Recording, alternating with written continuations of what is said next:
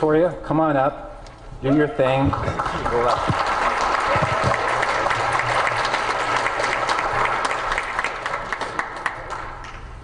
Have you ever wondered why Canada is in debt? Have you ever wondered why the government forces Canadians to pay so many taxes? Have you ever wondered why the bankers from the largest private banks are becoming wealthier and the rest of us are not? Have you ever wondered why the gross national debt is over $800 billion? Or why we are spending $160 million a day on the interest of the national debt? That's $60 billion a year. Have you ever wondered who receives the $60 billion? What I have discovered is the banks and the government have colluded to financially enslave the people of Canada. I will share with you 3 important points of reference which will hopefully spark enough interest and concern for you to continue the research on your own and to engage your government to stop this criminal act against the people of Canada. First, we will briefly examine the Bank of Canada.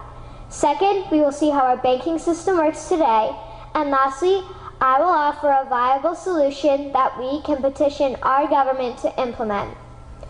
A very little known figure in Canadian history is J.O. McGeer. He was a lawyer, Member of Parliament, and Mayor of Vancouver. His contribution to Canada is probably the greatest in our history. He championed the creation of the National Bank of Canada, whose sole purpose is to create and manage Canada's money. It was formed on July 3, 1934, and owned by all Canadians. Until the 1970s, because of the Bank of Canada, Canada's national debt was held at a constant, manageable level, until the government decided to implement what we now have as our modern-day banking system that is robbing the Canadian people. So how are they robbing us? Allow me to explain how our private banks and government work today. First, the Canadian government borrows money from the private banks. They then lend the debt-based money to Canada with compounded interest. The government then continues to increase taxation of Canadians year after year in order to pay back the interest on the exponentially growing national debt. What results is inflation, less real money for Canadians to spend into our economy, and the real money being used to pad the pockets of the banks. Also, the government gave the banks the ability to loan out money that doesn't exist in the form of loans. When a bank gives you a mortgage, which literally means a death pledge, or a loan, they don't actually give you money. They click a key on a computer and generate the fake money out of thin air.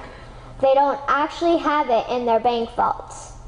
Presently, the banks only have $4 billion on reserve, but they have loaned out over $1.5 trillion. To quote Graham Towers, each and every time a bank makes a loan, a new bank credit is created. New deposits, brand new money. Broadly speaking, all new money comes out of a bank in the form of loans. As loans are debt, then under the present system, all money is debt.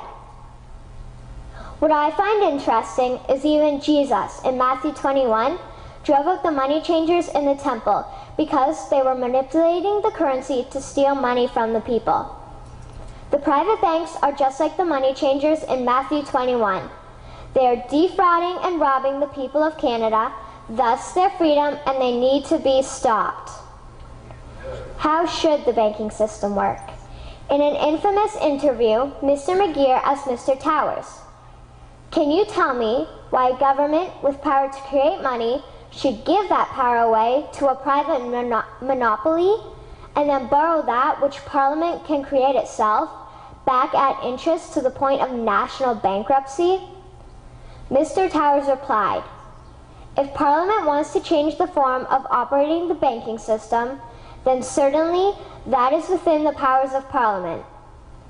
In other words, if the Canadian government needs money, they can borrow it directly from the Bank of Canada.